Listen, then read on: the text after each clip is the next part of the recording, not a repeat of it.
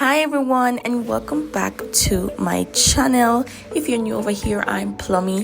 Thank you guys so very much for watching, and don't forget to go ahead and subscribe. Now in this video I am going to make some gungo peas and rice using the gungo in the tin. Linstead Market, one of the best. Okay, so stay right there. Thank you.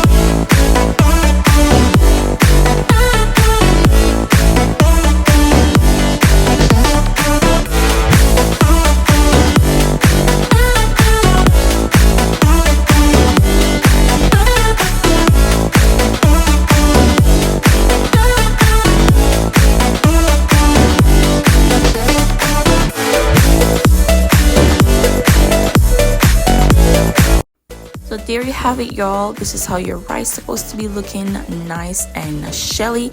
It smells good and it tastes really nice.